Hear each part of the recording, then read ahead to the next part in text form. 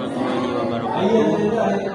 Yang pertama-tama marilah kita panjatkan puji bersyukur atas Allah yang mana telah memberikan kita pengetahuan sehingga kita bisa melakukan perkuliahan mata kuliah filsafat pendidikan Islam. Oke, pada kesempatan kali ini saya dari kelompok 3 akan membawakan materi tentang prinsip-prinsip etika dalam pendidikan Islam. Tidak terlupakan yang terhormat Bapak dosen pengampu mata kuliah filsafat pendidikan Dr. Haji Iwan MAG serta mahasiswa-mahasiswi PAI kelas 2D. Ya, adapun kelompok kami beranggotakan 3 anggota. Yang pertama saya sendiri sebagai moderator yaitu Absor, yang kedua Zahra Aulia Hakim, dan yang ketiga Amar Zikra. Oke, lanjut saja langsung ke materi pertama yaitu yang akan disampaikan oleh Zahra Aulia Hakim. Padanya saya persilahkan. Saya akan menjelaskan materi yang pertama yaitu pengertian etika. Etika secara etimologi berasal dari bahasa Yunani yaitu ethos yang berarti watak kesusilaan atau adat. Identik dengan perkataan moral yang berasal dari kata Latin mos yang dalam bentuk jamaknya mores yang berarti juga adat atau cara hidup.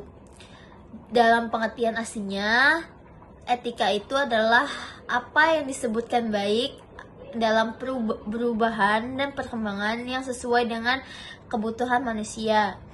Perkembangan pengertian etika sendiri tidak lepas dari substansinya bahwa etika adalah sebuah ilmu yang membicarakan masalah, perbuatan, atau tingkah laku manusia. Yang mana etika itu adalah penilaian baik ataupun penilaian yang buruk. Etika merupakan ilmu, bukan sebuah ajaran.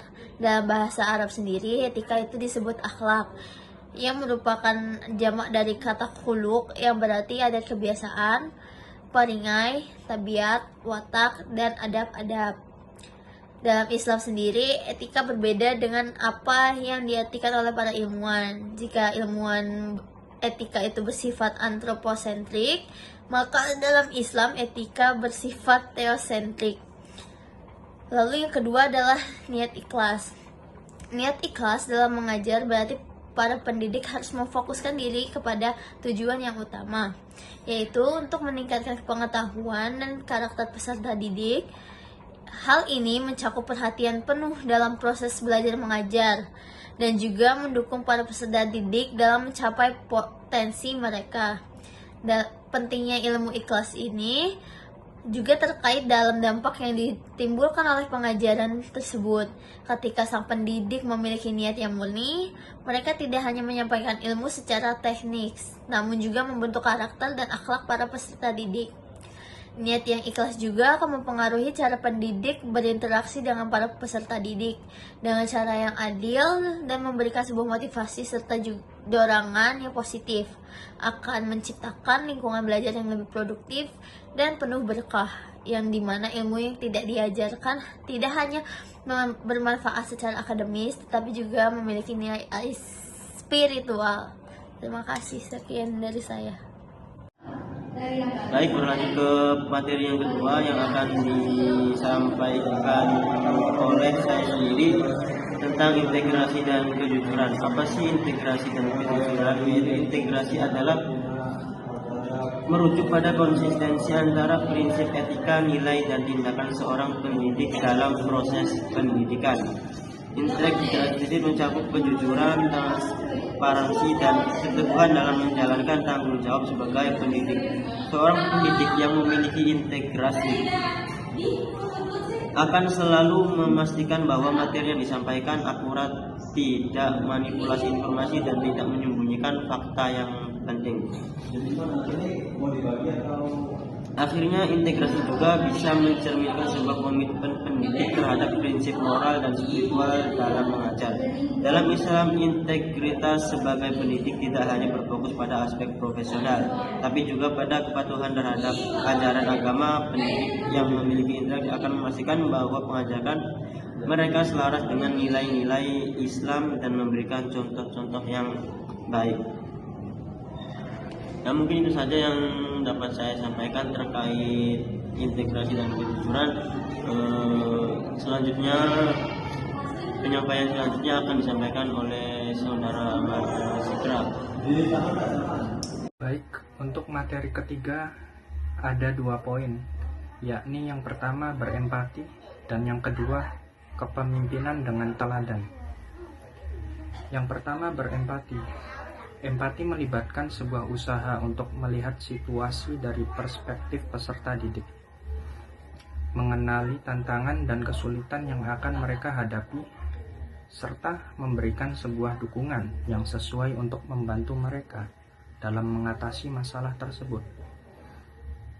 Dukungan yang sesuai untuk membantu mereka dalam mengatasi masalah tersebut adalah menghormati para peserta didik dan prinsip penting dalam etika pendidikan Islam. Para pendidik harus memperlakukan setiap peserta didik dengan adil, menghargai perbedaan, dan memahami latar belakang serta kebutuhan setiap individu. Empati terhadap peserta didik dapat membantu menciptakan sebuah lingkungan belajar yang mendukung dan inklusif, serta memotivasi mereka untuk belajar agar menjadi lebih baik.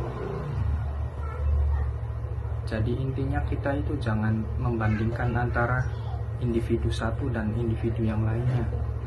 Itulah pengertian dari empati.